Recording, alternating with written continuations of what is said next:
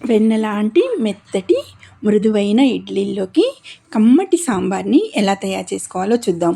ఈ సాంబార్తో ఒక్కసారి కానీ మీరు రెడీ చేసుకొని ఇడ్లీ తిన్నారంటే ప్రతిసారి ఇడ్లీ చేసిన ప్రతిసారి కూడా ఇదే విధంగా సాంబార్ని రెడీ చేసుకుంటారు. మొదట కుక్కర్లోకి కాస్త 1 కప్పు కందిపప్పును వేసి చూపిస్తున్న వెజిటబుల్స్ అన్నింటినీ కూడా కుక్కర్లో వేసుకోండి.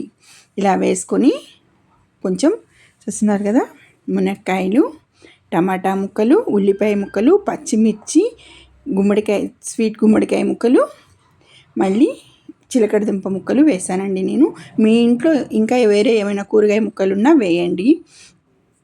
తర్వాత ఇందులో పౌడర్ కోసం నేను సాంబార్ పొడి కోసం 2 చెంచాల పచ్చెనగపప్పు, 1 చెంచా ధనియాలు, 1/2 చెంచా జీలకర్ర, 4-5 ఎండుమిర్చి వేసి వాటిని దోరగా వేయించి కాస్త బియ్యం కూడా వేసి వెచ్చపెట్టాను. ఆ తర్వాత వీటన్నింటినీ కూడా పౌడర్గా చేసుకొని పక్కన ఉంచుకోవాలి.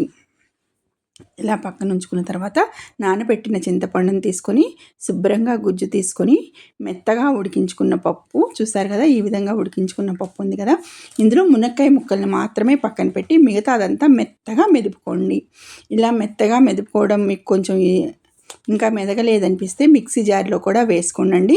నేనైతే వేయలేదు. అవసరం అనుకున్న వాళ్ళు మిక్సీ జార్లో వేసుకోండి.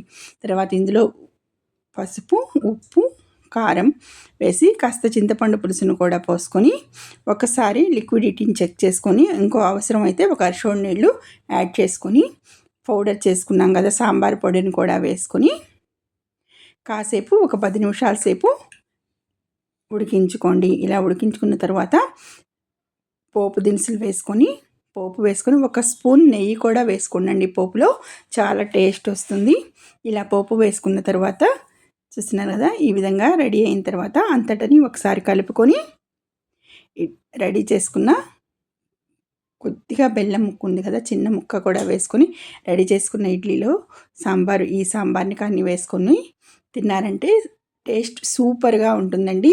మీరు మరచిపోలేని టేస్ట్తో మీకు సాంబార్ రెడీ అవుతుంది. చూస్తున్నారు కదా, ఇలా కమ్మటి సాంబార్ని మీరు ఒకసారి ట్రై చేసి టేస్ట్ చేసి నాకు కామెంట్ చేయండి. లైక్ చేయండి, షేర్ చేయండి, సబ్స్క్రైబ్ చేయండి.